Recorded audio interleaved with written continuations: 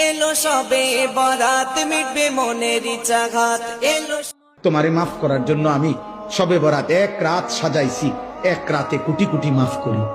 তোমারে মাফ করার জন্য আমি সবে কদর এক রাতে আমি আল্লাহ তাআলা হাজার মাসের রাত্রির চাইতে বেশি মাফ করে থাকি। তোমারে আমি আল্লাহ মাফ করার জন্য এত বড় শ্রেষ্ঠতম রমজান মাস দিয়েছি, যার মিনিট মিনিট সেকেন্ড সেকেন্ড হীরা মণি মুক্তা মানিকের মতো আমি আল্লাহ সেজদা দিবা একটা, আমার ফেরেশতা লিখবে 70টা।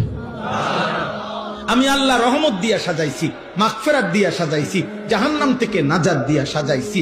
আমি আল্লাহ বৃহস্পতিবার দিবাগত রাতে গুনাহ মাফ করে থাকি।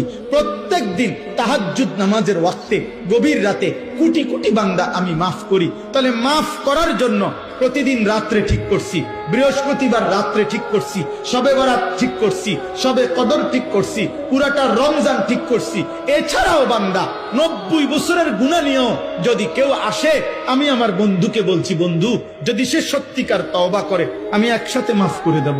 আসমান পরিমাণ গুনাহ নিয়ে আসলে মাফ করে দেব, পাহাড় পরিমাণ গুনাহ নিয়ে আসলে মাফ করে দেব, জমিনের বালুকণা পরিমাণ গুনাহ নিয়ে আসলে আমি মাফ করে দেব। তুমি এরপরে বলো, বান্দা আমি যদি তোমাকে জান্নাত দিতে চাইছি বলে কতভাবে আয়োজন করলাম, আমি আর কি বললে, আর কত সুযোগ দিলে তুমি জাহান্নাম থেকে মুক্তি পাইবা।